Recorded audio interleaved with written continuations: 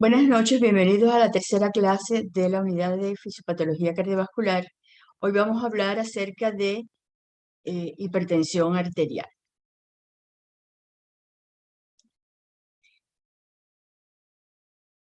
En la clase de hipertensión arterial que vamos a ver hoy, se van a tratar temas que ustedes habrán visto, que se han dado en los cursos anteriores y algunas cosas nuevas que nos hemos añadido en la clase del día, para la clase del día de hoy. Esta es una lámina que es muy interesante porque fíjense, presenta lo que se llama la carga global de la hipertensión arterial a nivel mundial. Esto fue publicado en la revista Lancet y hace una comparación de los millones de personas que en el año 2000 presentaban hipertensión arterial con cifras mayores de 140,90 milímetros de mercurio de tensión arterial y lo que se espera para el año 2025 a nivel mundial, que es un incremento del 60% para llegar a un total de 1.560 millones de personas o de pacientes con cifras tensionales mayores de 140,90 milímetros de mercurio. Eso fue publicado en la revista Lancet y esa era la perspectiva en ese momento. También se publicó lo que se llama la carga global de la hipertensión arterial comparando los países desarrollados con los países en desarrollo. Y se vio que en ese que las perspectivas comparando lo que había en el año 2000 con lo que se piensa que va a haber en el 2025 era de 333 millones en el año 2000 con 413 en el año 2025. O sea, un incremento del 24%. Y eso puede estar relacionado con condiciones de vida más o menos, pero con acceso a los tratamientos. Mientras que en los países en desarrollo, lo que se diagnosticó, y yo pienso que estaba subdiagnosticado, 639 millones de personas con cifras tensionales elevadas, pero se piensa que para el 2025 puede llegar a 1.150 millones de personas. Luego estamos hablando de una patología que realmente en estos momentos constituye una de las que con más frecuencia se va a encontrar en las consultas. Y no solo en las consultas, sino que además es la causa de numerosas patologías, tanto a nivel cerebral, cardíaco, renal, intestinal. Esto es algo que se ha estudiado mucho en los hipertensos y con lo que ustedes van a chocar en su práctica clínica, que es lo que se llama la ley de las mitades en epidemiología. Este es el 100% de los sujetos que se saben que son hipertensos. De los que se sabe que son hipertensos, aproximadamente a la mitad de los pacientes hipertensos. La mitad de ellos saben que son hipertensos. El resto no. De los que son hipertensos, de los que saben que son hipertensos, más o menos la mitad tienen tratamiento. Y de estos que tienen tratamiento, solamente la mitad de ellos son controlados. ¿Por qué? Porque tienen el tratamiento adecuado, porque tienen acceso a adquirirlo, porque se lo toman como tienen que ser, porque acuden adecuadamente al médico, porque el médico sabe lo que tiene que hacer. Luego, realmente, aproximadamente el 10, el 12% de estos 100% es el que realmente está controlado, la hipertensión arterial. Por lo tanto, las consecuencias de esa hipertensión arterial, que vamos a ver hoy aquí en esta clase, pues están presentes prácticamente todos los días en la práctica clínica. Según la Organización Mundial de la Salud, ellos dicen que han hecho muchísimos estudios a nivel mundial porque tienen recursos para ello. 1 de cada 3 adultos a nivel mundial sufre de hipertensión arterial. 1 de cada 3 adultos con hipertensión arterial desconoce su enfermedad. Y 1 de cada 3 adultos que se está tratando por hipertensión arterial no logra mantener sus cifras tensionales por debajo de 140,90 milímetros de mercurio. Y vamos a ver que esas son cifras tensionales elevadas. Luego, fíjense que este es el panorama. para Venezuela, para Colombia, para los Estados Unidos, para Canadá, para los finlandeses, para los de Islandia, para los chinos, para los de Sumatra, para todas partes. Eso es lo que se van a encontrar. Luego, el problema fundamental es que los mecanismos de regulación y control, y eso lo vamos a ver en fisiopatología todo el tiempo, y yo necesito que se metan eso en su cabecita, es que el problema fundamental en fisiopatología es que los mecanismos fisiológicos de regulación y control que aprendieron ustedes en fisiología, cuando están en condiciones patológicas, no van a solucionar el problema, sino que lo que hacen es agravarlo muchísimo más y pueden conducir a la muerte del paciente. Hoy vamos a ver esto y lo vamos a seguir viendo a lo largo de todo este curso, porque ese es el objetivo fundamental de estudio de la fisiopatología. La hipertensión primaria o esencial, que es aquella que uno dice que ¿cuál es la causa? Es más del 90% de la hipertensión arterial humana e involucra muchas interacciones complejas, como vamos a ver en el día de hoy, muchos controladores neuromorales de la tensión arterial y muchos sistemas de control a nivel local en los tejidos. Ahí están involucrados factores genéticos y están involucrados factores existenciales como es el aumento de la ingesta de sodio en la dieta, la vida sedentaria, el alcoholismo, las rumbas, el comer a deshora, los trastornos de los hábitos de vida, y todo eso contribuye también a la hipertensión esencial, como dicen los clínicos, o hipertensión primaria.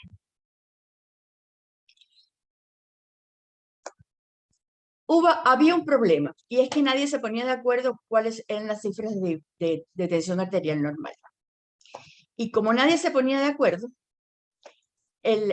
hubo un primer intento en el año 2003 de lo que se llamó las normas del séptimo reporte del Comité Conjunto Nacional sobre la Prevención, Evaluación y Tratamiento de la Hipertensión Arterial en los Estados Unidos, auspiciado por la American Heart Association, que clasificó de acuerdo con las complicaciones que tenían los pacientes y los no pacientes, como prehipertensos, aquellos que tenían la presión arterial sistólica entre 130 y 139 y la presión arterial diastólica entre 81 y 89. Como hipertensión arterial tipo 1, aquellos que tenían la presión arterial sistólica entre 140 y 159, y la presión arterial diastólica entre 90 y 99. Y la presión arterial tipo 2, aquellos que tenían la presión arterial sistólica por encima de 160 y la presión arterial diastólica igual o por encima de 100. Y esto fue realmente causó un impacto a nivel mundial, porque muchas veces los pacientes iban al médico, decían, no, tienes 140 con 90, estás perfecto, no estás perfecto, tienes una hipertensión arterial tipo 1. Y eso se clasificó así, en dependencia de cuáles eran las complicaciones que tenían ya aquellos sujetos que estaban con estas cifras tensionales. Eso fue en el año 2003. Después, eso se volvió a revisar en el 2014 y se mantuvo, y la GNC8, que fue también auspiciada por la American Heart Association, mantuvo los mismos límites de tensión arterial que la clasificación anterior, pero dio pautas para tratamientos de diferentes condiciones clínicas de los pacientes hipertensos. Y provocó un gran problema en los Estados Unidos porque dejó fuera del tratamiento electivo a un tipo de medicamento que ustedes van a ver mucho en clínica, que son los llamados beta bloqueantes, lo cual causó una gran controversia en la comunidad médica. Y eso cuestionó muchísimo, porque los beta bloqueantes ustedes van a ver que son extraordinariamente utilizados. Pero también dio paso a que se modificara desde el punto de vista farmacológico a muchos de aquellos beta bloqueantes, los hicieran mejor desde el punto de vista farmacológico para el tratamiento de estos pacientes. Así que tuvo cosas a favor y tuvo cosas en contra. Por otra parte, las sociedades europeas de hipertensión arterial y de cardiología no se han quedado atrás. Desde el año 2013 ellos hicieron una clasificación mucho más complicada, porque dijeron que lo óptimo es tener menos de 120 y menos de 80. Eso deben ser todos los que están oyendo esta clase. Si son jóvenes, si no están gordos, si no comen exceso de sal, si tienen condiciones mejores y si no se dedican a estudiar medicina. ¿Ok? Se consideró como normal aquellos que estaban entre 120 y 129 con una diastólica entre 80 y 84. Porque la normal alta, que ya es cuando le toca a uno la campanita en la cabeza al médico, es cuando la sistólica está entre 130 y 139 y la diastólica entre 85 y 89. Y entonces ellos consideraron que el grado 1 era entre 140 y 159 y la diastólica, igual que en el caso de los norteamericanos, entre 90 y 99, pusieron una hipertensión grado 2 entre 160 y 179 y una diastólica de 100 a 109. Añadieron una grado 3 cuando la sistólica está por encima de 180 y la diastólica por encima de 110. Yo veo muchos pacientes con eso que están encantados de la vida y uno tiene que tomar esa atención. E incluyeron un nuevo aspecto en la clasificación, que son aquellos pacientes que solamente tienen la sistólica alta, que está por encima de 140, con una diastólica que puede estar por debajo o igual a 90. Y esto es un problema en medicina interna. Ustedes verán a los clínicos que se fastidian muchísimo para poder bajar un paciente que tiene solamente alta la sistólica y la diastólica normal. Esta es la más nueva que han hecho en la American Heart Association. Se sacaron esta guía y la pusieron en ese formato así que ustedes ven, por eso se las pongo así misma. Y dijeron que la presión arterial normal era la que estaba por debajo de 120 y por debajo de 80, sistólica y diastólica. Y que las recomendaciones para esos pacientes era que mantuvieran un estilo de vida saludable y chequeos anuales. La presión arterial elevada la empezaron a dar a aquellos sujetos que estaban con una diastólica entre 120 y 129 y una sistólica entre 120 y 129 y una diastólica menor de 80. Y dar recomendaciones como que cambien el tipo de vida, que sean más saludables y reevaluarlos cada 3 o 6 meses a ver qué pasa. Consideraron como presión arterial alta fase 1 aquellos que tenían la sistólica entre 130 y 139 y la diastólica entre 80 y 89. O sea, se han puesto mucho más estrictos.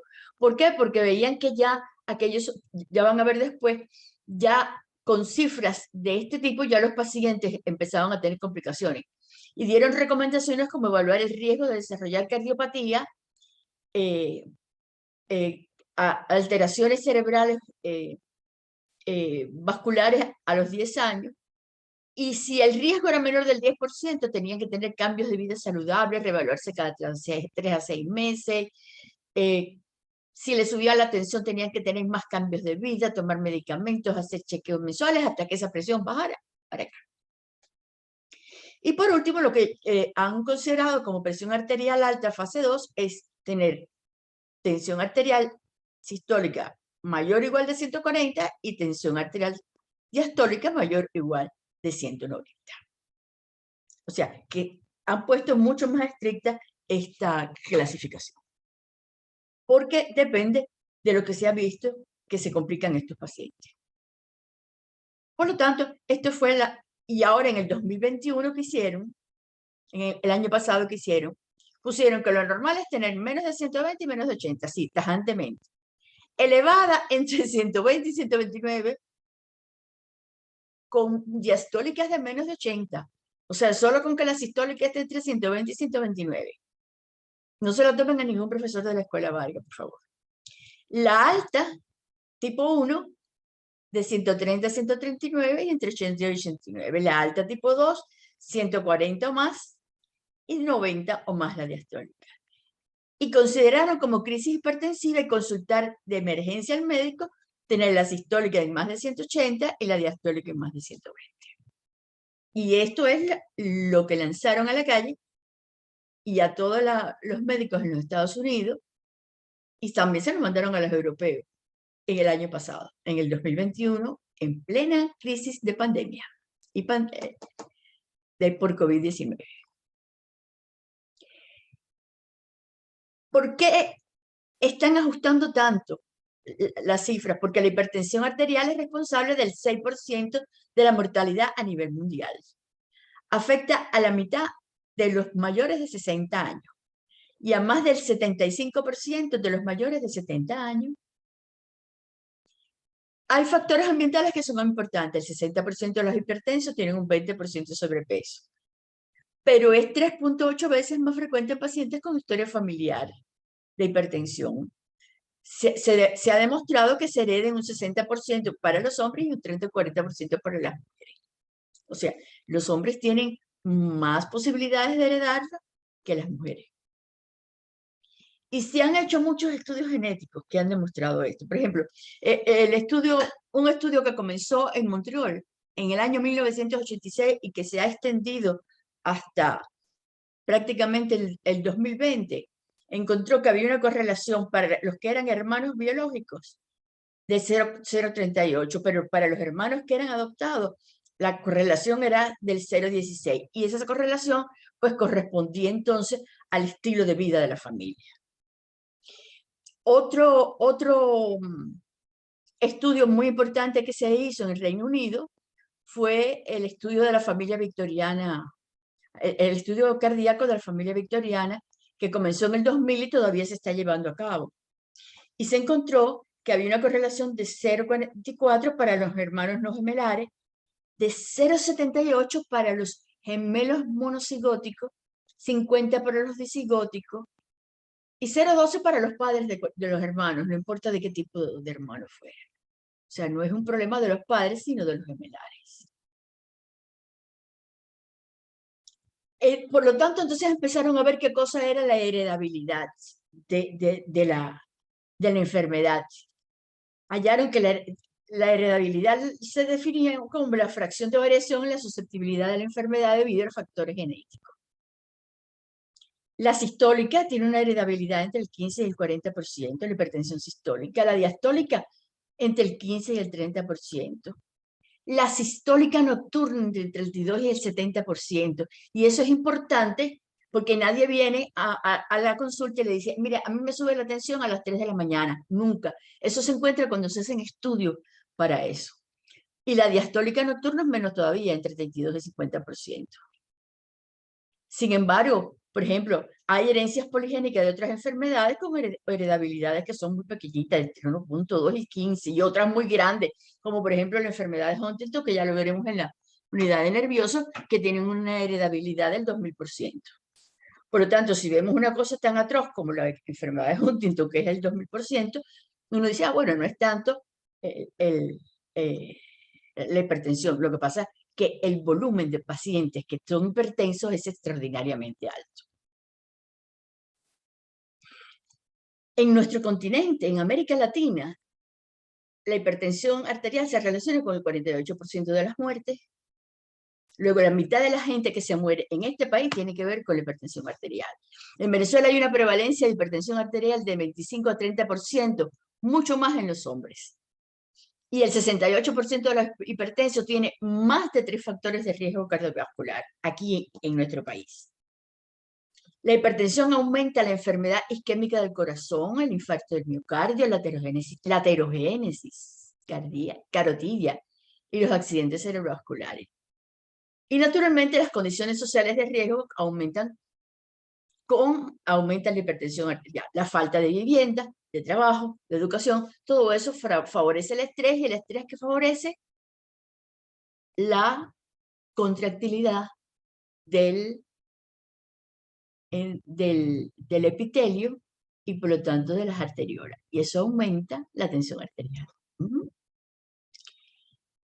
Hay estudios poblacionales que han sido terribles.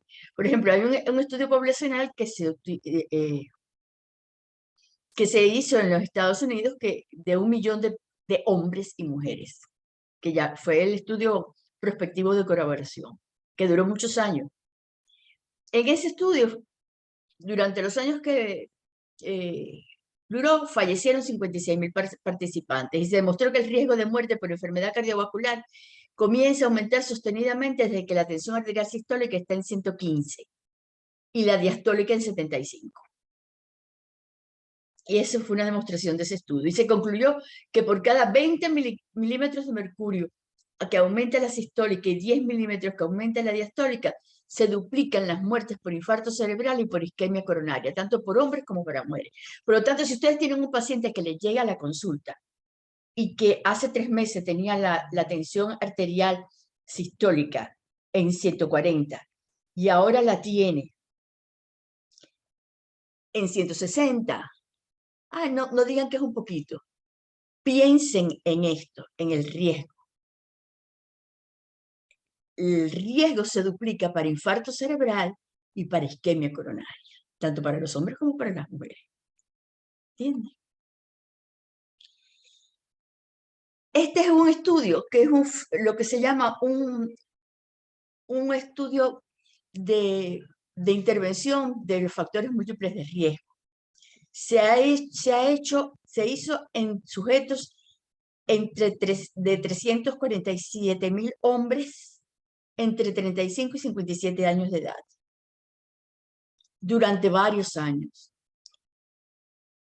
Y se analizaba el riesgo relativo para mortalidad por enfermedad coronaria, por la hipertensión sistólica, el número de hombres que van a ver ahí en los gráficos en cada columna con hipertensión sistólica, la distribución del exceso de muertes por enfermedad coronaria asociada a hipertensión sistólica. Y fíjense lo interesante.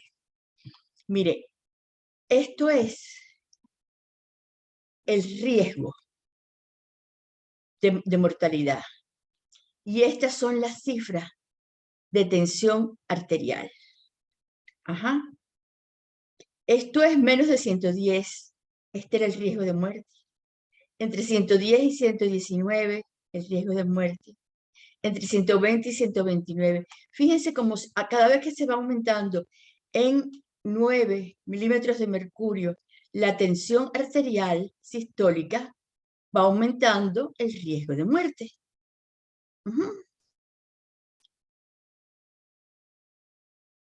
Aquí es el mismo gráfico, pero lo que ponían encima era el número de personas de ese ensayo que tenían esas cifras. 68.000, 96.000, 79.000, 44.000, 21.000, etc. Que tenían esas cifras de tensión arterial. Estas son las mismas cifras de tensión arterial y esta es la distribución del exceso de muertes por enfermedad coronaria asociado a la hipertensión arterial sistólica. Fíjense, estos son los muertos y estas eran las cifras de hipertensión sistólica. Fíjense que la mayor parte de las muertes están entre 130 y 150 de tensión arterial sistólica. Aquí se comparó contra las muertes en general de la población y se encontró que realmente el exceso de muerte se produce cuando las cifras de la tensión arterial sistólica no están en 180, sino que están entre 130 y 150. Y eso fue un hallazgo terrible, porque estas eran las cifras en las cuales los médicos decían, no, 140 no, estás bien, chico, estás bien, chévere, vete, te puedes ir, fuma menos, ten una vida más tranquila, más relajada, pero mire lo que... Y se estudiaron más de 300.000 hombres en este estudio. ¿Se dan cuenta? Durante muchísimos años, durante varios años se estudiaron. Este estudio puso de manifiesto la importancia entonces del riesgo relativo de la hipertensión sistólica sobre el riesgo de muerte por enfermedad coronaria de cifras de alrededor de 140 milímetros de mercurio. Porque los hombres entre 150 y 159 tenían 3 veces más riesgo que los que tenían 180 milímetros de mercurio ¿Entiende?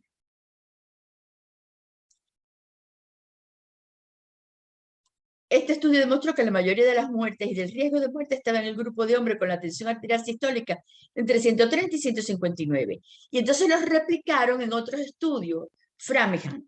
Framingham es una ciudad pequeña de los Estados Unidos que la han usado durante más de 30 o 40 años para hacer estudios de enfermedad coronaria y de tensión arterial. Y en este tipo de estudios el riesgo de muerte con trastornos coronarios estaba aumentado tanto para hombres en 1.6 como para mujeres en este rango de cifras tensionales entre 130 y 159. Estos son, estas son una comparación que se hizo entre muchos áreas de nuestro planeta con respecto a cómo estaba la incidencia de muerte, bueno, y de enfermedad. Muertes y fíjense, la presión arterial en primer lugar, el hábito de fumar en segundo, la diabetes está más abajo, el uso de alcohol más para abajo, el colesterol sérico más abajo, ¿ves? Pero miren la presión arterial, y esto ubica a todos los países la hipertensión arterial. Luego es un problema a nivel mundial, no es un problema de nosotros. O sea, se gradúan ustedes, migran, se van para Sumatra y allá van a tener el mismo problema de hipertensión arterial que tienen en Venezuela. Se van para Londres, peor todavía, van a tener el mismo problema de hipertensión arterial que tenemos aquí. Se van para Alaska y es el mismo cuento. ¿Entiendes? Luego la prevalencia de la hipertensión arterial también cambia de acuerdo con la raza. Fíjense, el 33.5% de sujetos en sujetos de raza negra sin ascendencia latinoamericana. Es la prevalencia. En los sujetos caucásicos sin ascendencia latinoamericana. O sea, son los blanquitos, pero que no pero no vienen de Venezuela. Son blanquitos que vienen o de Canadá o de los Estados Unidos o de Alemania. Esa gente tiene 28.9% de prevalencia de hipertensión arterial.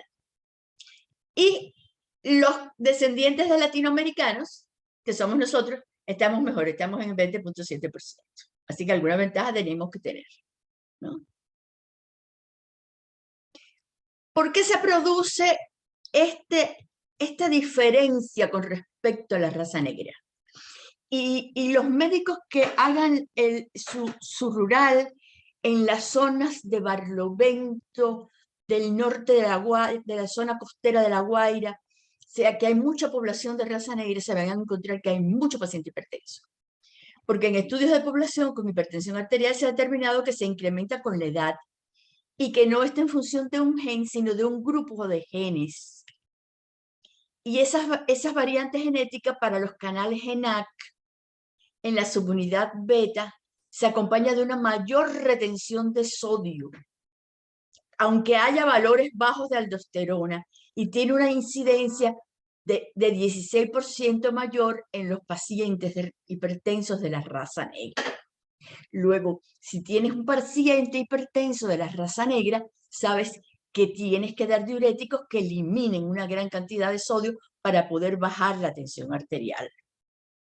Pero además hay otra mutación genética para los sujetos hipertensos de raza negra, que es un alelo de la subunidad beta 3 de la proteína G, que produce un incremento del riesgo de hipertensión arterial 3 veces más alto para los no portadores, tanto los homocigóticos como para los heterocigóticos, y que tiene también que ver con la retención de sodio a nivel renal. Y esa variante tiene incidencia de hasta 44% en los pacientes de la raza negra. Y esto se lo tienen que aprender, porque cuando el paciente se le siente delante, ya ustedes tienen que mirarlo, y no es que se vayan a poner racistas, es que tienen que saber lo que tienen delante y la posibilidad que tienen de que la hipertensión de ese paciente no se vaya a quitar solamente con una sola pastillita, sino que hay algunas cosas que van a tener que utilizar para poder tratar este problema. ¿Ok? Luego, esto es un gráfico que ustedes deben haber dado en fisiología. Y es que la presión arterial es igual al gasto cardíaco por la resistencia vascular periférica, ¿no?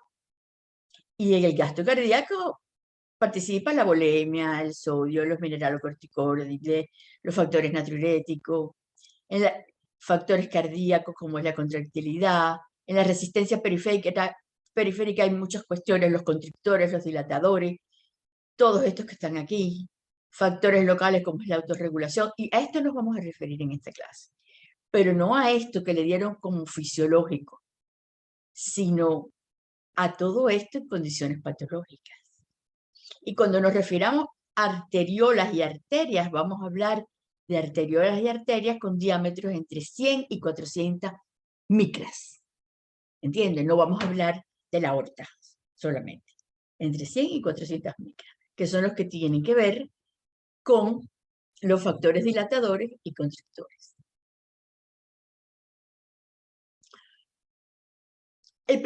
La primera condición que tenemos es el angiotensinógeno, que por efecto de la renina se convierte en angiotensina 1.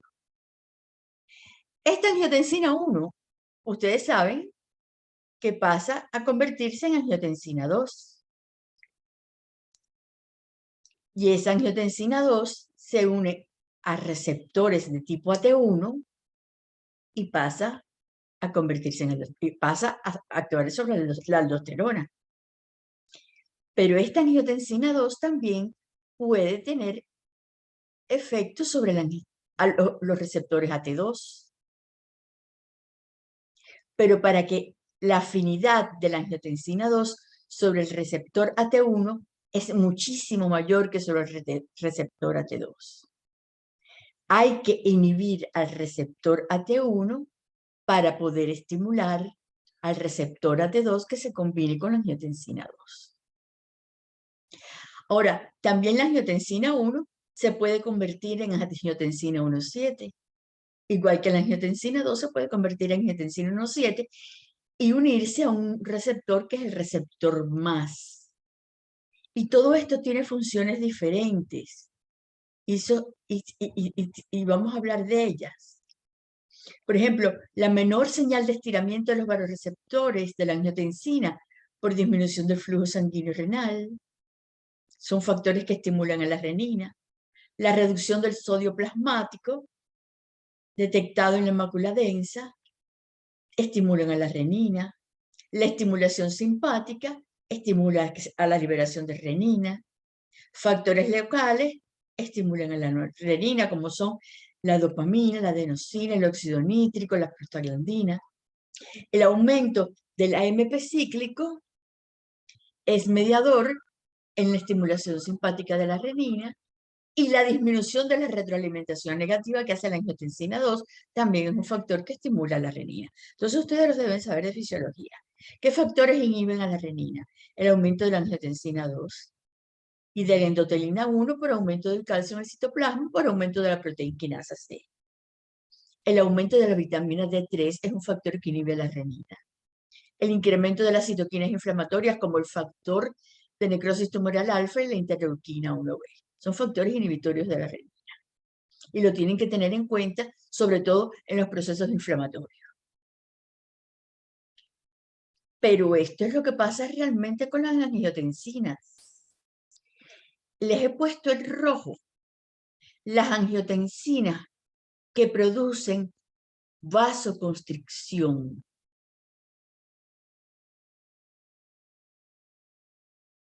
Y retención de sodio.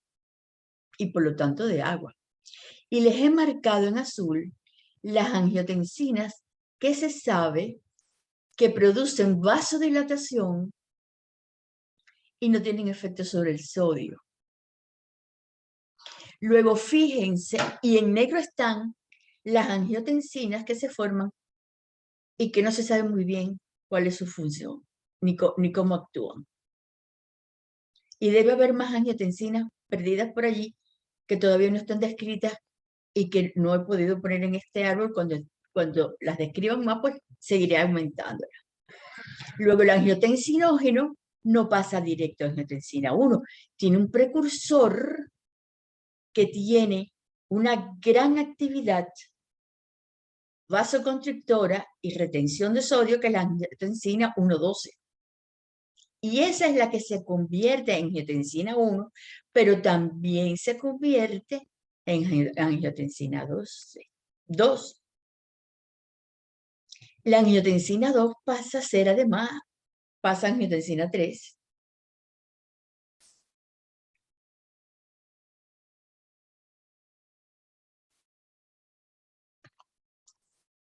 Pero la angiotensina 1, esta que no hace gran cosa, se convierte en angiotensina 2,10, la cual pasa a ser angiotensina 3. Y la 2 y la 3 se convierten en angiotensina 4, que es 3,8, que no tienen ningún efecto, y la 3,7 no tiene ningún efecto, y son inactivadas por la quimiotripsina y por el dipeptidilcarbopeptidasa. Hay una angiotensina que es muy interesante, que es la 1,7, porque la angiotensina 2 puede convertirse en angiotensina 1,7. Y con frecuencia, si las condiciones se dan, la angiotensina 2 se convierte en angiotensina 1,7, que es una angiotensina que no tiene efecto vasoconstrictor, sino vasodilatador. Ajá. Pero, y esa se forma a partir de también, no solo de la angiotensina 2, sino de esta angiotensina 1,9, que es producida a partir de la angiotensina 1. Pero la angiotensina 1,7 es degradada también a la angiotensina 1,4, 1,5 y 2,7. Y tiene aquí, ese efecto está, digamos que está ayudado por la neprilicina. Y aquí también está ayudado por la neprilicina, y vamos a ver la neprilicina después con mucho cuidado. Y también se ha visto que este paso de aquí, de la angiotensina 2 a 1,7, también puede desviarse hacia angiotensina A o angioprotectina. No se enreden la vida.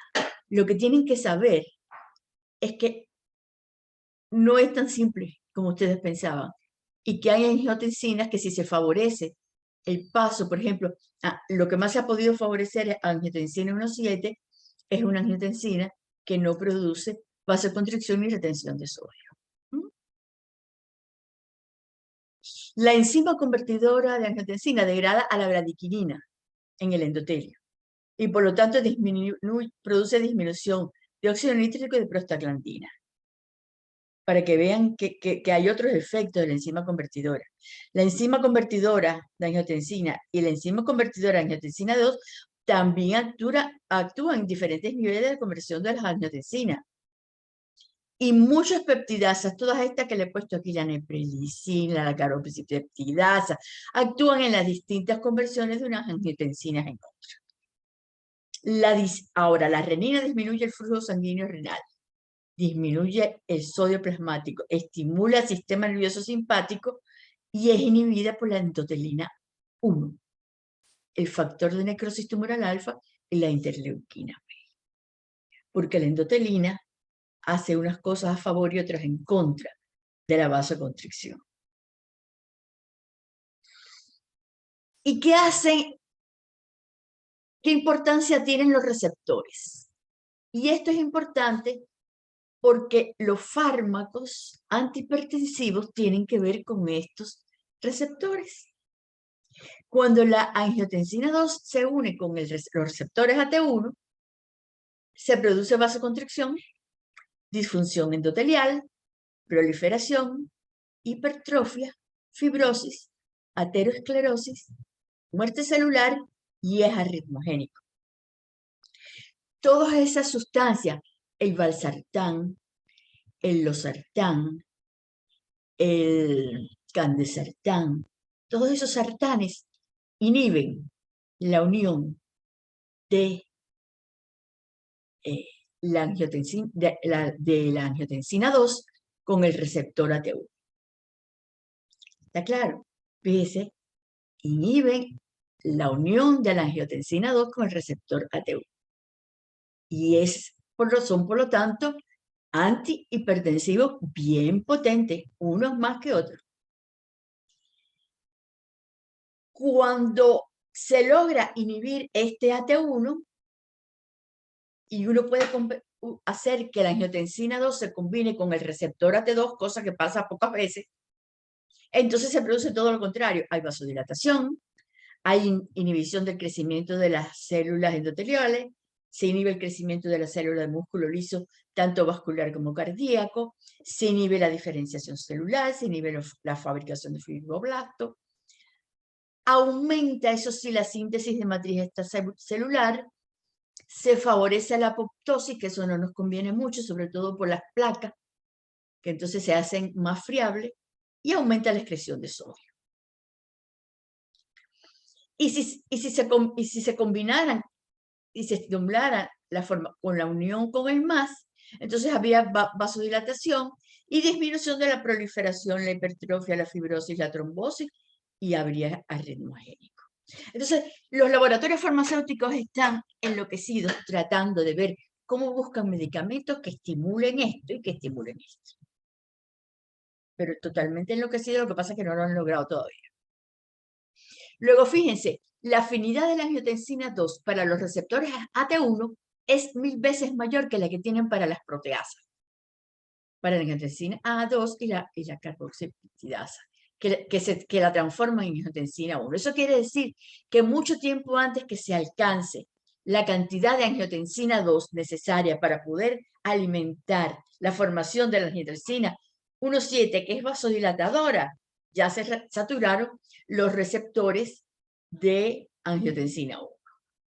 Por lo tanto, no hay forma, de ninguna manera. En condiciones normales, siempre la angiotensina 2 se va a combinar con el receptor AT1. Si se bloquean con los AT1 con fármaco, entonces la angiotensina 2 se acumula y se sintetiza angiotensina 1,7 sin estimular los AT1, que eso es lo que pasa cuando uno le da a un paciente losartán, candesartán, olmesartán, etc. De esta forma se puede aumentar en 25 veces la cantidad de angiotensina 1,7, que lo que produce es vasodilatación. ¿Entendido? No hay duda. Pero la angiotensina 2 también tiene acción en el sistema nervioso central a través de receptores AT1. Ajá. ¿Por qué razón? Porque fíjense, cuando la tensión arterial está alta, cuando hay uniones a través, en el hipotálamo, hay uniones de la angiotensina a nivel de la médula espinal, de los ganglios simpáticos, y eso produce aumento de la tensión arterial.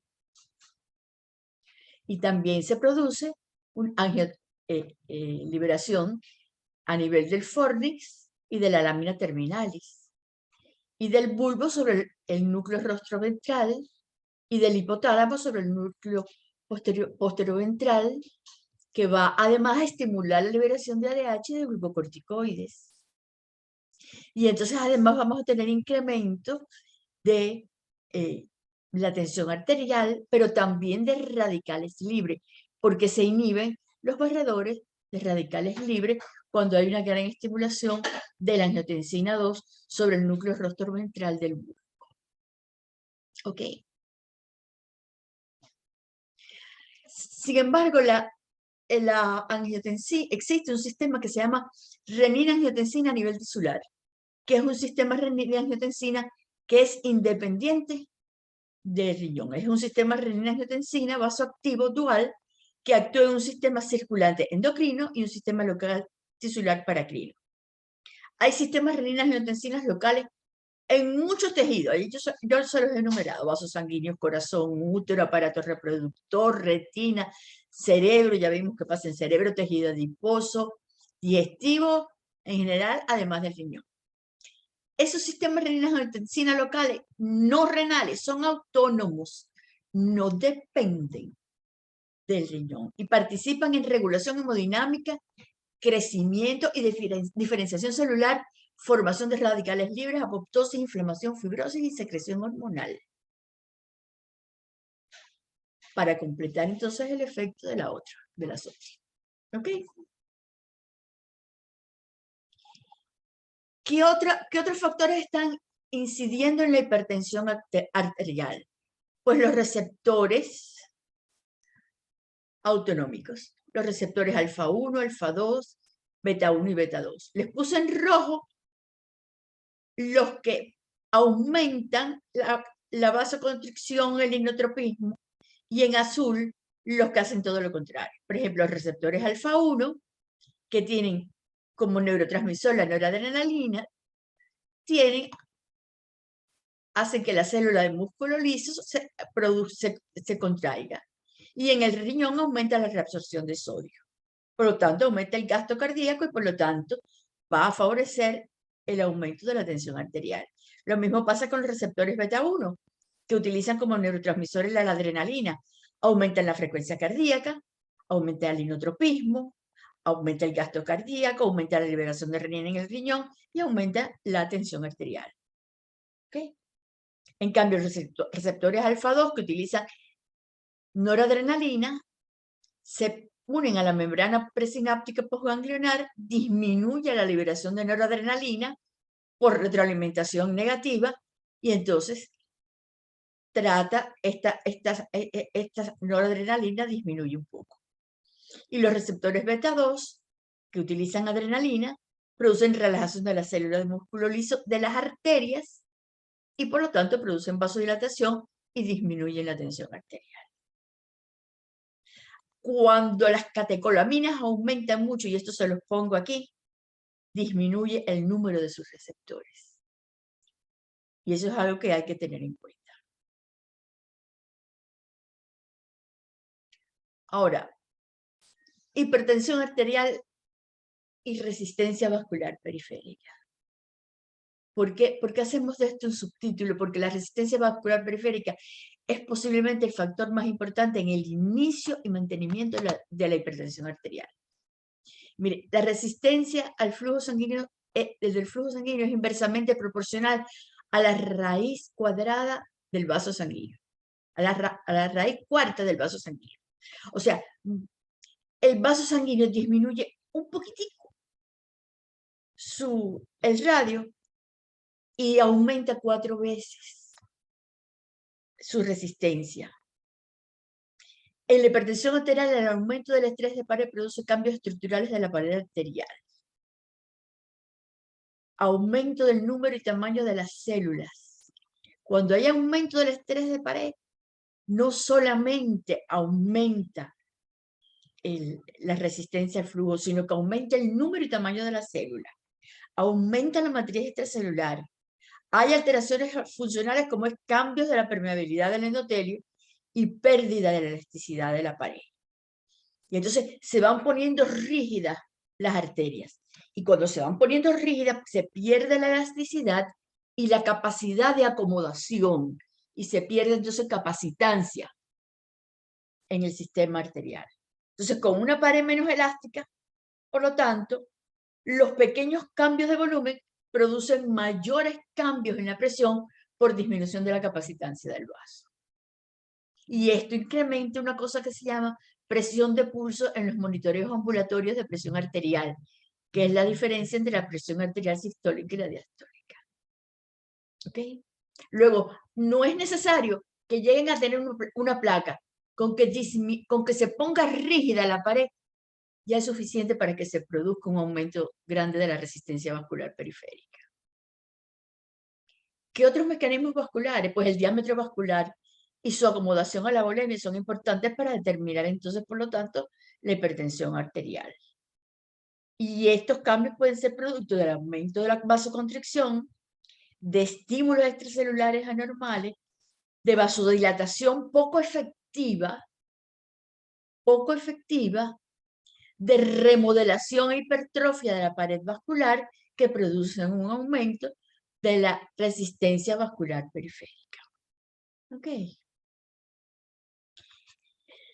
¿Cuáles son los factores humorales que regulan a las arterias en la hipertensión arterial? Pues factores vasoconstrictores, la angiotensina 2, la endotelina 1, las catecolaminas, la vasopresina.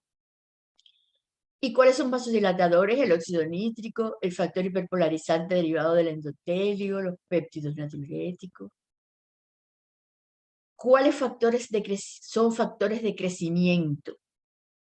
El factor 1 de crecimiento semejante a la insulina, los factores de crecimiento derivados de las plaquetas, de crecimiento epidérmico, el básico de crecimiento del fibroblasto. Y mire, reciben esos nombres porque fueron descritos por primera vez, por ejemplo, en las plaquetas o en la epidermis o en el fibroblasto, y después nos encontramos con que están en la pared de las arterias, pero ya tenían ese nombre. Y hay citoquinas que también participan en los mecanismos vasculares, como son el factor beta de transformación y crecimiento, el factor de necrosis tumoral alfa, del cual vamos a cansarnos de hablar en esta unidad y en las siguientes unidades, y las interleuquinas. Porque, ¿qué cosa es lo que pasa? Que tenemos la célula endotelial, que es la protagonista, uno de los grandes protagonistas en los mecanismos vasculares de la hipertensión. Los agentes movilizantes del calcio actúan sobre la célula endotelial.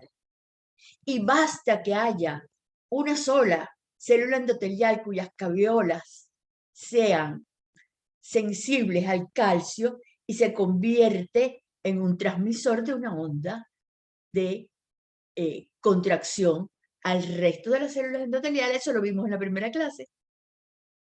Y el estrés de la pared que está dado o por la contracción de la arteria o por la distensión o el cizallamiento de la pared arterial. Ajá. Y esto actúa sobre la óxido nítrico sintetasa, que libera óxido nítrico. Y esto es buenísimo, porque si estas cosas pasan y se libera óxido nítrico, pues se inhibe la adhesión leucocitaria, se inhibe la adhesión de las plaquetas, se produce vasodilatación y hay un efecto antiproliferativo. Este es un mecanismo buenísimo, perfecto, muy bueno, dilatación. Pero también tenemos a la endotelina 1. Y le pongo esto en rojito y azul, porque aquí está cuando está actuando como vasoconstrictor y aquí está actuando como vasodilatador.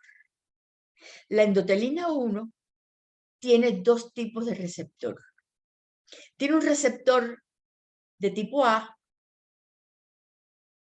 que actúa en la célula de músculo liso y produce una gran vasoconstricción y proliferación celular. Y tiene receptores de tipo B que producen liberación de óxido nítrico, de prostaciclina y vasodilatación.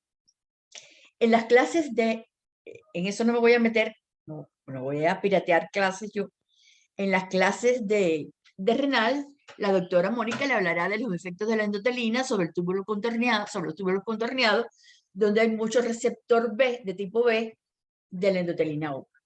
Ya ella se encargará de entretenerlos con eso. Pero fíjense que la endotelina 1 puede actuar o como un vasodilatador o como un vasoconstrictor, en dependencia de con cuál de estos receptores se encuentre. ¿Ok? Luego, fíjense, el aumento de la tensión arterial y la dilatación de los vasos sanguíneos, tanto de las arteriolas como de los capilares, producen ese aumento de la tensión arterial y la dilatación de los vasos sanguíneos, van a producir una vasoconstricción de la célula músculo liso que se puede observar inclusive en un solo vaso sanguíneo.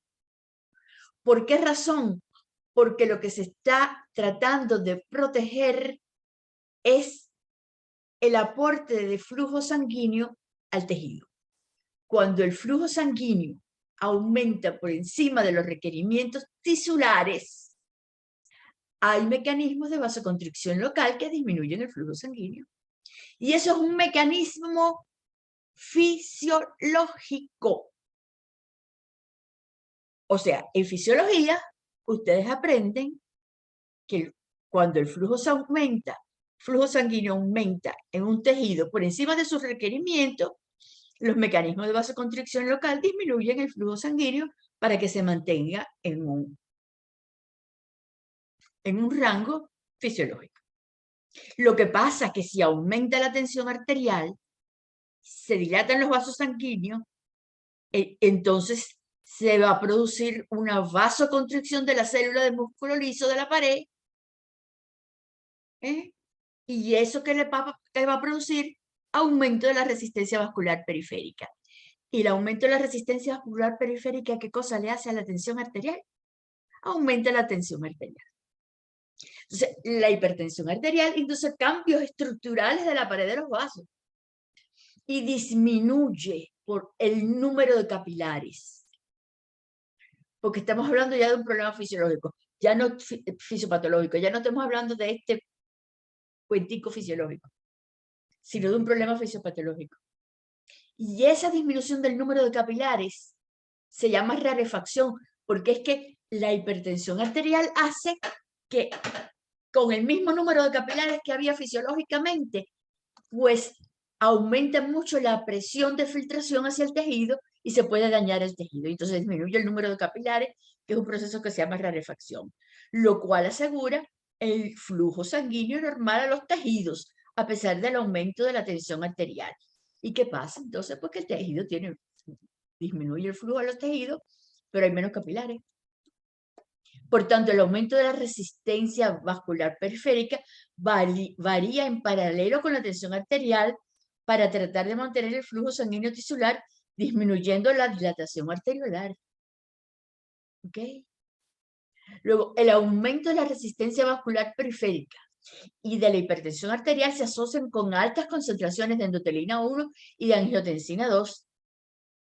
Pero miren, es un reto identificar cuál nivel de cada una de estas sustancias de otros vasoconstrictores está específicamente aumentado en la hipertensión arterial esencial. Porque uno de los problemas de la hipertensión arterial esencial es el grado importantísimo de aumento de la resistencia vascular periférica para protección de los tejidos y para matar al paciente entonces también. El flujo sanguíneo tisular y el gasto cardíaco se regulan entonces independientemente de la presión de perfusión de los tejidos cuando la tensión arterial está muy elevada.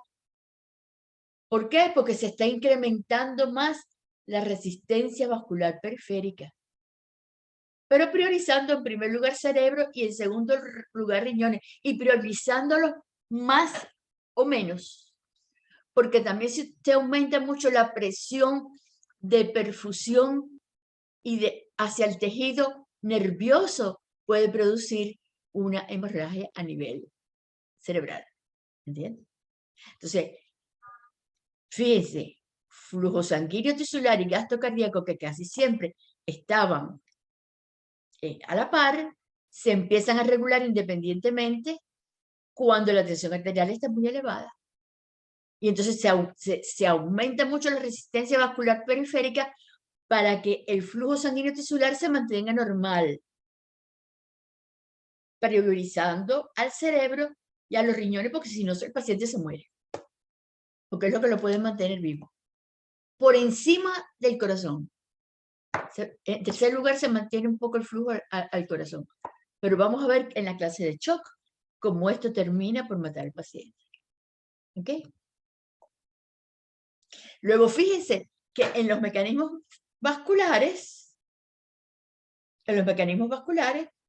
cuando empieza a aumentar mucho el flujo tisular, se producen dos cosas.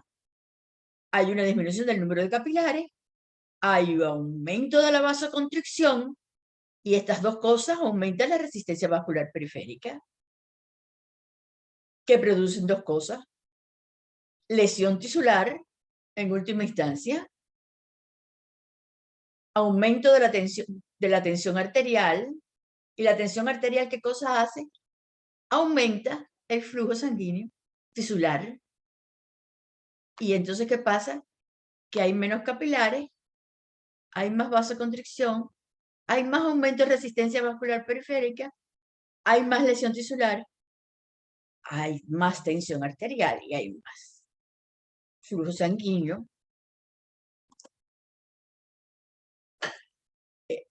Tisular. Dios. ¿Se dan cuenta? Lo que pasa con un mecanismo fisiológico en condiciones patológicas. ¿Qué cosa es lo patológico aquí? El aumento de la tensión arterial. El aumento de la tensión arterial, que depende de cuestiones genéticas, heredadas, hábitos de vida, no sé, 100.000. Cuando un paciente, usted oye que le están dando nifedipina, amlodipina, que le están dando lercadipina, esos son los llamados anticálcicos. ¿Qué cosa es lo que hacen? Que evitan esta vasoconstricción. Producen dilatación, vasodilatación, disminuyen la resistencia vascular periférica y disminuyen la tensión arterial. Y son extraordinariamente potentes como antihipertensores. Muchas veces son más potentes que los bloqueadores de angiotensina 2. ¿Entienden? Esto es de aquí. Tienen algunos inconvenientes porque dilatan también un poco las venas, entonces a veces la gente dice, ay, se me inflaman los pies, pero bueno, usted lo pone por la noche en alto y se le quita un poquito de la idea amanece. Pero hay remedio, ¿entienden? Este es un mecanismo. Y este es otro mecanismo, porque fíjense, cuando la tensión arterial aumenta, hay un mecanismo de autorregulación independiente de la angiotensina, que es cuando la hipertensión arterial aumenta y aumenta la presión arterial media. Entonces, la hiperfiltración capilar se produce con daño tisular y entonces se produce una vasoconstricción arteriolar y del esfínter precapilar. Esos son los que se contraen más. Y cuando eso se contrae, la resistencia vascular periférica aumenta de una manera espantosa. ¿Y qué le hace eso a la hipertensión arterial? Aumenta la hipertensión arterial. Y claro, cuando aumenta la hipertensión arterial, pues aumenta la presión arterial media, la hiperfiltración, la vasoconstricción, la resistencia vascular periférica y la hipertensión arterial. ¿Está claro? No hay ninguna duda. No hay problema en entender esto. Y se lo tienen que saber porque estos son los mecanismos fundamentales que matan a los pacientes, que producen un daño cerebral terrible, porque este mecanismo repetido y repetido y repetido empieza a producir trastorno cognitivo y empiezan a producir problemas a nivel cardíaco y empiezan a producir daño renal progresivo. ¿Ok? Luego, los vasos sanguíneos, esto era lo normal. Esto es en la famosa prehipertensión, esa definida por los americanos y aprobado después por los europeos. Y esto es en la hipertensión. Así es como se ven. Eso es lo que está pasando. ¿Entendido? Luego, ese gráfico que vieron ustedes en fisiología, en que la presión arterial es igual al gasto cardíaco por la resistencia periférica, y que esto es un mecanismo de autorregulación, eso es en condiciones fisiológicas. Pero en condiciones patológicas, la hipertensión arterial es igual al gasto cardíaco y a la resistencia por la resistencia periférica, que están aumentadas. O es esta y esta. Y esto está dependiendo de muchísimos factores, del exceso de ingestión de cloruro de sodio, que produce retención de agua, aumenta la volemia, aumenta la precarga y por lo tanto aumenta el gasto cardíaco. O alteraciones genéticas donde hay retenciones anormales de sodio que aumentan la volemia, la precarga, el gasto cardíaco, o que disminuye la superficie de filtración, o al estrés, la estrés. 5 minutos antes de empezar el examen de fisiopatología, la vasoconstricción por el simpático. ¿Ok? y hay constricción venosa, y hay aumento de la contractilidad, y hay vasoconstricción. Y todo eso va a ir produciendo hipertrofia estructural. Y esa hipertrofia estructural lo que va a traducirse es realmente en aumento de la resistencia vascular periférica. Ustedes van a ver en la unidad de metabolismo la obesidad. Van a ver todos los cambios de la obesidad, cómo van a producir hiperinsulinismo y cómo ese hiperinsulinismo va a aumentar la resistencia vascular periférica y los trastornos metabólicos van a producir vasoconstricción y va a aumentar todo esto. Por eso entonces a los hipertensos ustedes le tienen que decir, bajen de peso, tienen que bajar de peso, están muy gordos, bajen la barriga, vamos a poner una dieta, etc. ¿Está claro? Luego, esto es lo que ustedes aprendieron en el segundo año de fisiología, pero esto es lo que les van a tener a partir de ahora. ¿Ok? Hay otras sustancias que son importantes porque están asociados al control y la regulación de la tensión arterial. Por ejemplo, la bradiquinina es una sustancia vasodilatadora. Interesantísima porque aumenta la secreción de prostaciclina, dióxido nítrico, de factor hiperpolarizante derivado del endotelio, se hidroliza por la enzima convertidora de angiotensina, también está en receptores del dolor, produce vasodilatación, es un vasodilatador del endotelio, está aumentada en la célula de músculo liso que no es vascular, aumenta la permeabilidad vascular, aumentan los niveles de calcio en los astrocitos y hace que liberen glutamato, lo cual no es muy bueno. Eso lo vamos a ver cuando lleguemos a nervioso, y participa en mecanismos del dolor, pero es un vasodilatador, por lo tanto disminuye la resistencia vascular periférica. Están los péptidos intestinales vasoactivos, que se producen en el tubo digestivo, en el páncreas, en los pulmones, en todas partes. Placenta, suprarrenal, el núcleo supraquiasmático, corteza, células amacrinas, todas partes. Son vasodilatadores. Producen un aumento de la relajación de la célula de músculo liso en la tráquea, en los pulmones, en el estómago. Inhiben la secreción de enzimas gástricas, aumentan la secreción de glucagón, insulina, somatostatina, de ciclasa, de la secreción biliar en el hígado. Está la adrenomedulina, que esas son sus siglas. Se sintetiza en la médula adrenal, por eso se llama adrenomedulina. Pero después se encontró que también hay en el corazón, en el pulmón, en el riñón, en las células de músculo liso, en los fibroblastos y prácticamente en todas partes. En el endotelio, en las neuronas. Aumenta el AMP cíclico y relaja la célula de músculo liso vascular. Activa la óxido nítrico sintetasa y tiene un efecto hipotensor. Aumenta el inotropismo por activación de la proteína quinasa. Aumenta el flujo sanguíneo en el corazón, pero sin aumentar la frecuencia cardíaca. En el riñón no aumenta la renina. En las suprarrenales no aumenta la adrenalina ni la noradrenalina. Y en el síndrome metabólico, que ya lo van a ver ustedes, aumenta el factor de necrosis tumoral alfa, que no es muy bueno, ese problema. Estas son las acciones de la adrenomedulina, fíjense, para que lo tengan esquemáticamente. O sea, disminuye el crecimiento de macrófagos, la proliferación de células de músculo liso, la adhesión vascular,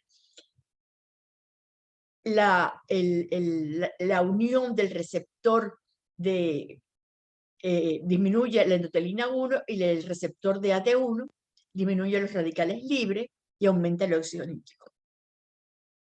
Por lo tanto, estabiliza las placas de aterogénesis, disminuye la aterosclerosis, disminuye la inflamación vascular, la disfunción endotelial disminuye, porque mira, hay una disminución de los radicales libres, produce vasodilatación y disminuye, por lo tanto, la hipertensión arterial y favorece entonces el decrecimiento de la enfermedad cardiovascular.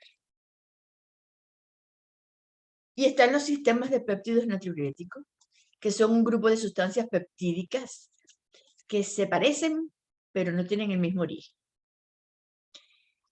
Los más estudiados son el péptido natriurético auricular, que se forma en la aurícula, el llamado péptido, los péptidos natriuréticos cerebral, que se describió primero en el cerebro de las ratas, y por eso, pero que realmente se forman los ventrículos. Y el péptido tipo C, que se forma en las células endoteliales y renales. Hay 3 tipos de receptores conocidos para esos receptores, que son receptores transmembrana. ¿Cuáles son las funciones de esos péptidos? El A y el B son vasodilatadores, antihipertrofia, antiproliferación, favorecen la regeneración, la relajación miocárdica, la diuresis, la natriuresis, son antiapoptóticos, inhiben a la renina, a la aldosterona. Y el péptido C también es un vasodilatador, hipertrofia, antiproliferación, regeneración vascular, venodilatación y antifibrosis. Entonces uno dice, ay, como hay sustancias buenísimas que ayudan a que la tensión arterial disminuya. Y entonces llegamos a la neprilicina. La neprilicina es una endopeptidasa tisular ligada a la membrana, que está en todas partes. Donde más abunda es en el riñón, pero está en todos los órganos. Y la neprilicina inhibe a la adrenomedulina, a los péptidos natriuréticos, a la bradiquinina, al péptido intestinal vasoactivo. Por lo tanto, disminuye la vasodilatación que produce la bradiquinina y el péptido intestinal vasoactivo, favorece la reabsorción de sodio y agua, por lo tanto aumenta la volemia, aumenta el gasto cardíaco y la hipertensión. Como inhibe a la adrenomedulina, aumenta la resistencia vascular periférica. Como inhibe a la adrenomedulina, aumenta la hipertensión a nivel pulmonar. Aumenta la remodelación cardíaca patológica. Aumenta la trombogenicidad y favorece la heterogenicidad. Y por lo tanto, aumenta la resistencia vascular periférica y por lo tanto, aumenta la hipertensión arterial. Los laboratorios farmacéuticos, sobre todo Novartis, llevan años tratando de encontrar un medicamento que inhiba la neprilicina, porque inhibir la neprilicina es disminuir terriblemente la hipertensión arterial, pero todavía no lo han encontrado. Le han puesto el número fulanito, número HK234794, y lo han probado y nada, no han logrado todavía fármaco para inhibir la neprilicina exitosamente y que esto se pueda lograr. Esperemos que lo logren lo antes posible. Pero la resistencia vascular periférica también se relaciona con el sodio. ¿Por qué? Porque la ingesta de cloruro de sodio en breves periodos de tiempo produce aumento de la resistencia vascular periférica y de la tensión arterial. Pero tienen que ser las sales de sodio, de cloruro de sodio, porque las sales de sodio que no tienen cloruro no tienen ningún efecto sobre la tensión arterial. O sea, el que le diga a usted que si toma carbonato de sodio o si toma citrato de sodio, eso le va a subir la tensión, no es así. Tiene que ser el cloruro de sodio. La mayoría de los hipertensos tienen incremento de sodio en el tejido vascular y en las células sanguíneas. Y se favorece el intercambio sodio-calcio y aumenta el calcio en la célula de músculo liso y la célula endotelial y favorecen la vasoconstricción y la contracción de la célula endotelial. Todo esto favorece la acción de las catecolaminas en la célula de músculo liso vascular y en el endotelio, incrementando la resistencia vascular periférica. Y entonces viene un problema que son los llamados pacientes sodio-sensibles, porque no todos los pacientes son sodio-sensibles. Aquellos pacientes sodio-sensibles son aquellos que su presión arterial es extraordinariamente sensible a la ingesta de cloruro de sodio. ¿Dónde se ve eso? ¿Qué características tienen estos pacientes? Son pacientes que muchas veces tuvieron bajo peso al nacer con un número reducido de nefrona y tienen un número reducido de nefrona. Tienen una disminución de la actividad del péptido natriurético auricular. Son pacientes que tienen muchas veces hiperinsulinismo. tienen actividad del sistema nervioso simpático. Son taquicárdicos, por lo tanto. Son pacientes que son muy sensibles y tienen disfunciones renales y eventos cardiovasculares. Pero algo que se detecta mucho en ellos es el hecho que son pacientes que les sube la tensión arterial durante la noche. Eso se llama pacientes no diper, porque el bajar la tensión arterial durante la noche se llama patrón diper. La presión tiene que bajar durante la noche, cuando el paciente está dormido, más del 10%, entre el 10 y el 20%. Cuando esto no se produce, se dice que son pacientes no diper. Luego, cuando uno le hace un estudio de monitoreo ambulatorio de presión arterial de 24 horas y se encuentra que el paciente le sube la tensión arterial por la noche, tienen que empezar a sospechar que este puede ser un paciente sodio sensible. Se ve mucho en los pacientes de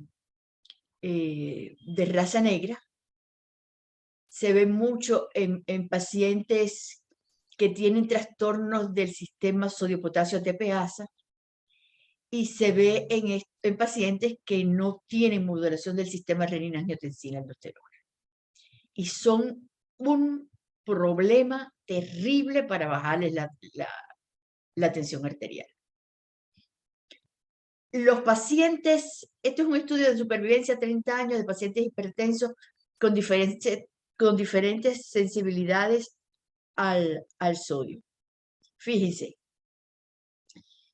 los normales son estos pacientes. Estos tienen no tienen sensibilidad al cloruro de sodio, pero estos tienen una gran sensibilidad al cloruro de sodio. Y entonces son estudios, ven, en que se va produciendo más dificultades para mantener a esos pacientes. Por lo tanto, no nos queda más remedio que introducir que el fenómeno genético es un fenómeno que está actuando en la hipertensión arterial porque tiene defectos en la homeostasis renal de sodio, pueden tener excreción insuficiente de sodio que aumenta la resistencia, la retención de sodio y agua, aumenta la volemia y por lo tanto el líquido extracelular y el gasto cardíaco. Y naturalmente se produce un incremento de la hormona natriurética y eso produce aumento de la reactividad vascular con vasoconstricción funcional. Naturalmente, el aumento del gasto cardíaco produce hipertensión arterial, el aumento de la reactividad vascular produce aumento del grosor de la pared arterial y aumento de la resistencia periférica. Pero también, entonces, esas influencias genéticas contribuyen, junto con los factores ambientales, a que haya defectos de crecimiento de la estructura del músculo liso vascular con aumento del grosor de la pared. Luego, en los pacientes hipertensos se mezclan los problemas genéticos, los factores ambientales, la vasoconstricción funcional, y todo esto se enrolla cuando se le sienta delante un paciente con la tensión arterial. Tienen que averiguar todo esto, no les queda más remedio. Tienen que averiguarlo. Para eso sirve la fisiopatología, para complicarles la vida y que sepan cómo tienen que ver al paciente que tienen sentado delante. Pero hay otro factor, y es lo que varía la presión arterial en las 24 horas. Cuando ustedes le toman la presión al paciente, el paciente tiene 160,90. No se crean que esas 160,90 son 24 horas. La variabilidad de la presión arterial durante las 24 horas y durante la semana es un factor de riesgo para desarrollar daño a órganos blancos. Hubo un estudio que Invest que se llamó, que estudió 23.000 pacientes con hipertensión arterial y se demostró que la morbimortalidad de estos pacientes, sobre todo con accidentes cerebrovasculares isquémicos, se producía cuando aumentaba la variabilidad de la tensión arterial en las 24 horas. En cambio, cuando la tensión se mantiene alta mucho tiempo, con poca variabilidad, se daña más el corazón y los riñones. Pero cuando hay una gran variabilidad que sube y baja, sube y baja, sube y baja, sube y baja. Entonces, lo que se daña muchísimo es el cerebro y eso se demostró en esos estudios. Esto también se ve en los sujetos que no son hipertensos, que tienen la tensión arterial normal, pero que varía mucho. Baja a 60, sube a 70, baja a 50, sube a 75, ¿entiendes? Luego se asume que hay lesiones de la pared arteriolar con el aumento de la variabilidad de la tensión arterial. Esto que ustedes ven aquí son estudios de pacientes míos, que estudios de 24 horas del paciente. Esto que ustedes ven en azul es la presión arterial diastólica y esto que ven en rojo es la presión arterial sistólica. Esto está en el límite de 140, y esto es de noche, esto es de día, y esto es la presión arterial diastólica que está puesta allí, el límite de 85, ¿eh? Las rayitas azules. Este es un paciente que tiene una enfermedad multiinfarto, con atrofia cerebral y con un tipo de depresión que se llama depresión vascular, porque no hay causa de que lo raspó un examen, lo botó una novia, lo rasparon una asignatura, nada de eso. Y fíjense que hay una enfermedad cerebrovascular y fíjense la variabilidad, la presión sube, baja, sube, baja, sube, baja hasta valores normales. Fíjense que ahí está en 110 y 60 y vuelve a subir y vuelve a bajar a valores normales y vuelve a subir y vuelve a bajar y vuelve a subir y vuelve a bajar. Y por la noche hace un patrón Dipper de lo más bonito. Miren, la tensión le baja todo el tiempo, todo el tiempo, todo el tiempo.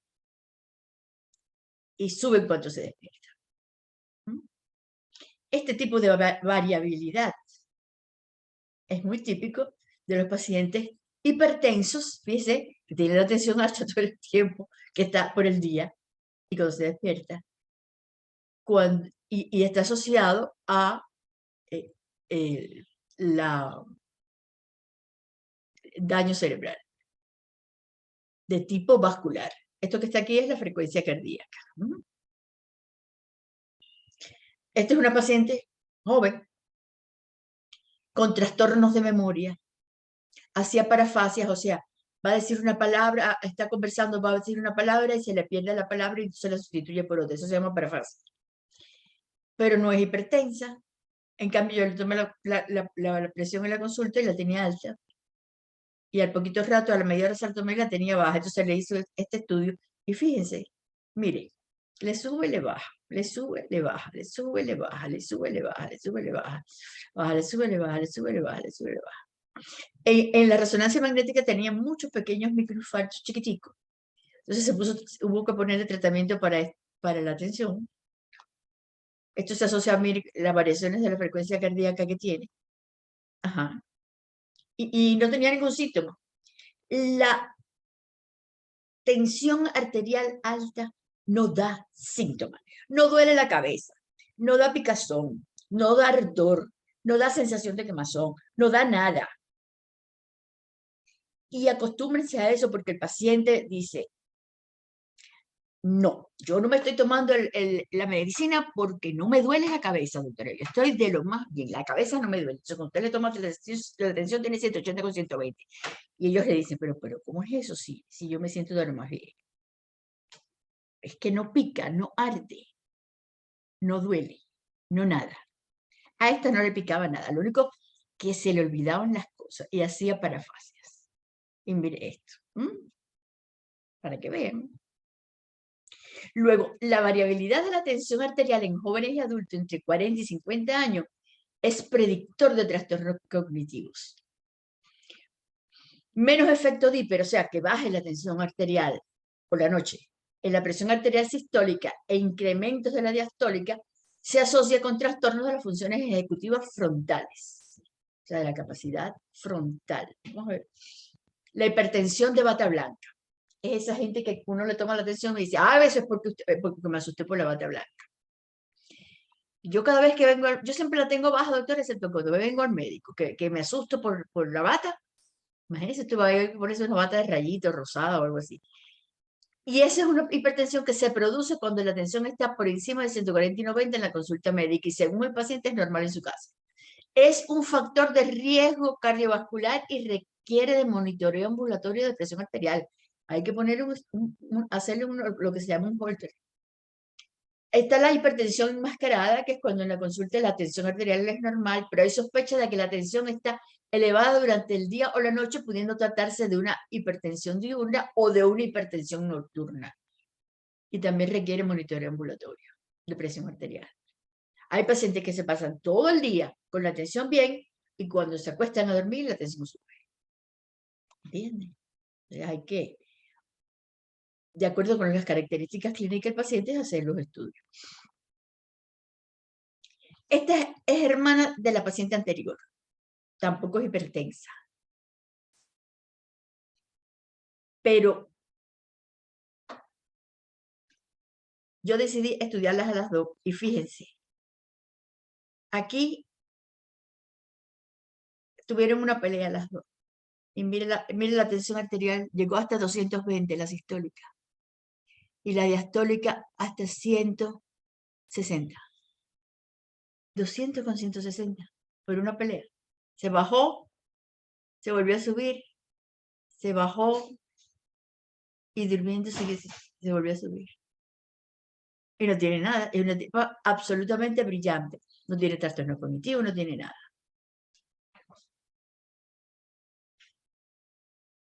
Esta es una señora como de 65 años, que lo que tenía era trastornos de memoria y tenía una cardiopatía isquémica.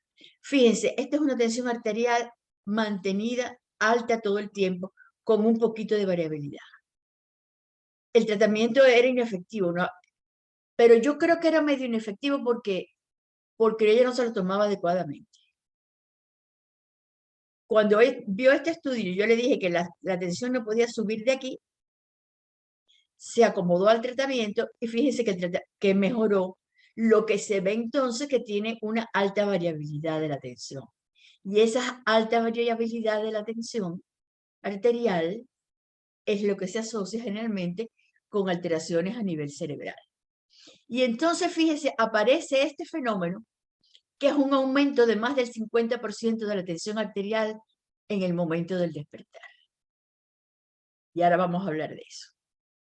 Este fenómeno de la hipertensión del despertar, fíjense, se puede ver en otros pacientes. Esta es una paciente que dormía al revés. Y fíjense, esto es una hipertensión del despertar. Ajá. Y ella hacía hipotensiones después de los picos hipertensivos, pero hacía hipertensión del despertar. ¿Ves? Y se ha visto que en muchos pacientes se produce un incremento rápido de la tensión con el despertar en la mañana. Y esto coincide con un aumento en la incidencia de eventos cardiovasculares, incluyendo infarto del miocardio y accidentes cerebrovasculares. Porque hay factores que no son hemodinámicos, como aumento de la vulnerabilidad plaquetaria, aumento de la expresión de moléculas de adhesión endotelial y plaquetaria, e incremento de la coagulabilidad, que contribuyen a crear un estado protrombótico en ese momento en que sube la tensión. Ese episodio hipertensivo al despertar lo empezaron a describir muy bien los japoneses y encontraron un 57% de incidencia de accidentes cerebrovasculares silente, cuando el incremento de la tensión era de 55 milímetros de mercurio o más, y de 33% cuando era menor. En un seguimiento de 4 años, el 19% de los que tienen aumento de tensión al despertar tuvieron accidentes cerebrovasculares, en comparación con 7% con los que no lo tenían. Y otros estudios indicaron aumento de muerte súbita y lesión renal en este tipo de pacientes. Y no se ha encontrado solución farmacológica actual para este problema. Porque ¿cómo se hace para que no le suba la tensión al despertar? ¿Entienden? No ha habido forma, no ha habido manera todavía de encontrarle solución farmacológica a este tipo de pacientes. En Japón es uno de los países que más incidencia tiene este problema y lo han estudiado muchísimo. Lo que pasa es que los ritmos circadianos, o sea, el ritmo circadiano son los que están asociados a la salida y la puesta del sol. Nosotros vivimos bajo un ritmo circadiano, o sea, nuestra actividad física, psíquica, metabólica y de todos los sistemas funcionan en base al día y a la noche. Hormonas por la noche, hormonas por el día, actividad de sueño de un tipo por la noche, de otro sueño distinto por el día, y así es. El efecto de los ritmos circadianos sobre la función plaquetaria hace que factores humorales como las hormonas, la noradrenalina, la adrenalina, la melatonina y el cortisol, los factores derivados del endotelio, como el óxido nítrico, las prostaciclinas, los factores derivados de las plaquetas, el ATP y otras sustancias transportadas en la sangre, están asociados a los ritmos circadianos. Hay liberación o secuestro de plaquetas en el vaso, en el hígado, en los pulmones, en la médula ósea, que es controlado por factores humorales como la noradrenalina y la adrenalina. Y hay oscilaciones circadianas dentro de las plaquetas y en los eritrocitos. Y todo esto se produce un pico de agregación plaquetaria en la mañana que alcanza valores máximos a las 9 de la mañana. Y eso es un fenómeno, no podemos cambiarlo, no podemos cambiar el sol del lugar, ni la luna tampoco, y es un fenómeno que se produce y que cuando coincide con que el sujeto hace picos de hipertensión a esa hora, el riesgo que tiene de hacer fenómenos vasculares cerebrales es muy alto. Y esto que tenemos aquí, les presento la hipertrofia ventricular izquierda por sobrecarga de presión. Esto que ustedes ven aquí es el ventrículo derecho. Y esto que ustedes ven aquí es el ventrículo izquierdo. Esto es la pared del ventrículo izquierdo de un hipertenso cadáver, por supuesto. Fíjense cómo se ha hipertrofiado esa pared terriblemente. Eso es lo que se llama hipertrofia ventricular izquierda por sobrecarga de presión.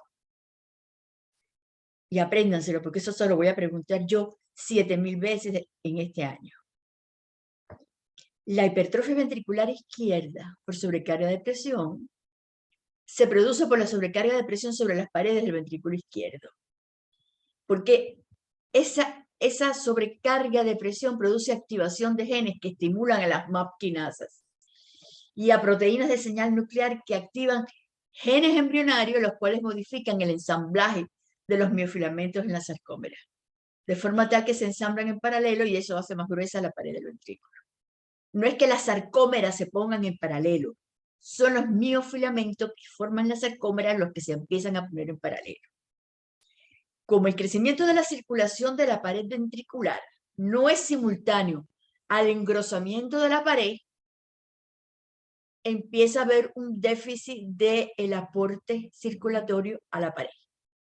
Y por lo tanto se produce una incapacidad para la relajación ventricular adecuada, que es una relajación activa que requiere de aporte de energía. Entonces, no puede recibir sangre el ventrículo a presiones de llenados normales y se produce el fenómeno de disfunción diastólica. Entonces, si el ventrículo no se relaja adecuadamente porque no hay el aporte de sangre, mire, para que esta pared reciba toda la sangre que requiera para poder relajarse, lo que va a pasar entonces es que hay áreas que no van a recibir la perfusión adecuada y el riesgo de que hagan fenómenos isquémicos e infartos es extraordinariamente alto.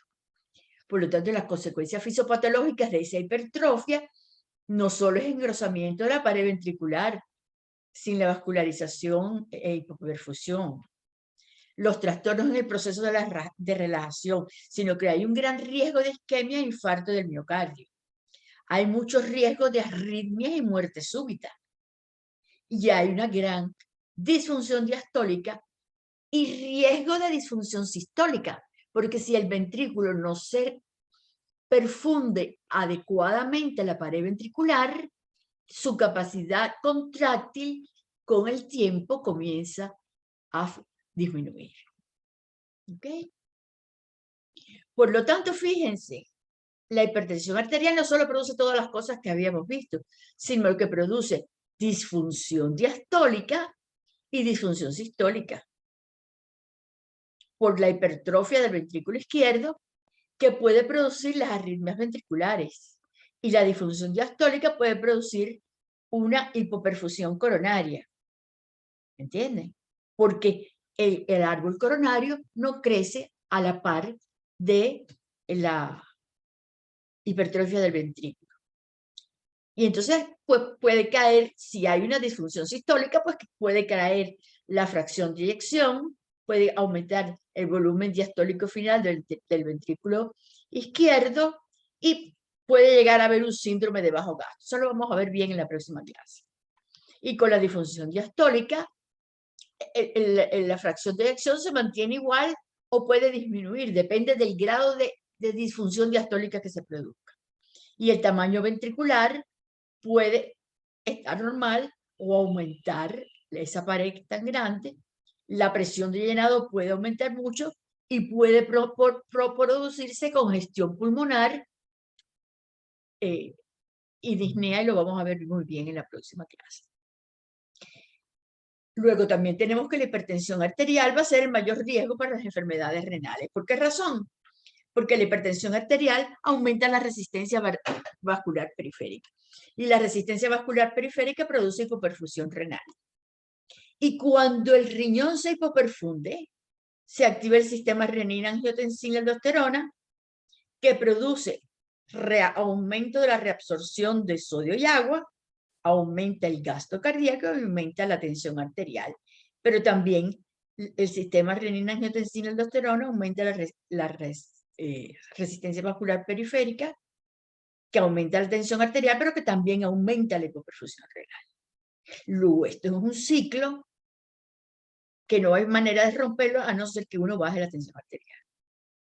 Pero esto, la doctora Mónica Reyes se va a encargar muchísimo de lidiar con ustedes con el problema a nivel de la hipertensión arterial a nivel renal.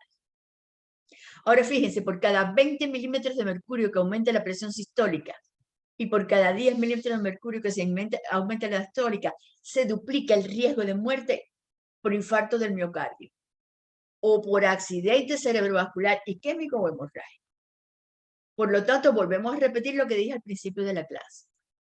Que le subió la tensión de 30 a 50. Ah, no, pero lo que tienes es que estarte más tranquilo. No, señor, tienen que tomar medidas. Tienen que tomar medidas porque se duplica el riesgo de muerte del paciente y en condiciones muy malas. El infarto del miocardio y el accidente cerebrovascular, ya sea isquémico o hemorrágico, son terribles. ¿Ok? Ahora, para terminar, vamos a hablar de una cosa que los va a golpear y nos golpea a todos cada día. Y es la hipertensión que le dicen que es resistente o la hipertensión que no es controlada. ¿Cuáles son las hipertensiones muy difíciles de controlar? La de los pacientes sodio sensibles. ¿Por qué? Porque hay muchos problemas genéticos metidos allí. Los pacientes que tienen mutaciones genéticas que afectan al riñón, que afectan a las suprarrenales, los que tienen feocromocitomas, que tienen un aumento de la producción de noradrenalina, esas que son las hipertensiones secundarias, esas son hipertensiones muy resistentes y cuestan mucho trabajo controlarlas. Pero esas son resistentes. Pero el paciente que va cada 10 años al médico y se está tomando el losartán de 50 que le pusieron hace 10 años y que cuando usted le toma la atención tiene la tensión alta, eso no es un paciente resistente, es una hipertensión no controlada. Luego, todos los pacientes no controlados con tratamiento, incluye aquellos con tratamiento inadecuado. A lo mejor le pusieron el tratamiento que no era. O que tienen pobre adherencia al tratamiento. Eso es el pan nuestro de cada día. Señor, usted se tomó la atención. Ay, doctora, yo, como yo venía para acá tan rápido, no me tomé las pastillas de por la mañana. Y yo estoy viendo al paciente a la 1 de la tarde. No se tomó la pastilla. O con hipertensiones arteriales secundarias que no los detectaron y que tienen verdadera resistencia al tratamiento, o sea, fueron mal diagnosticadas. Luego, fíjense, hay una gran cantidad de pacientes que tienen hipertensión arterial, pero la inmensa mayoría son no controlados y un poquitico de ellos son los verdaderamente resistentes.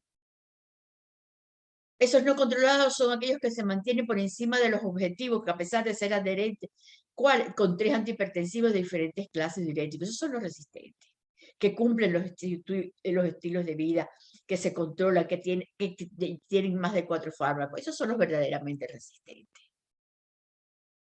Pero cuesta trabajo encontrar los resistentes, porque no son, la inmensa mayoría son no controlados. No me voy a tomar la pastilla porque como voy a una fiesta, yo creo que no doctor, ¿usted cree que yo me puedo tomar la pastilla si voy a hacer tal cosa? No sé. Es así. Ya van a ver que ese es el pan nuestro de cada día con los pacientes crónicos. No solo los hipertensos, los diabéticos, los epilépticos, todos son así. ¿Entienden? El profesor Morris Brown de la Universidad de Cambridge, que es un gran estudioso de la hipertensión, él dijo, la hipertensión resistente es resistencia al tratamiento o resistencia a tomarse el tratamiento. Y así terminamos esta clase. La próxima clase será de insuficiencia cardíaca. Sus dudas y sus consultas me la pasan, como siempre, al correo. Ya yo tengo algunos que son fieles avisándome el correo. Y nos vemos próximamente.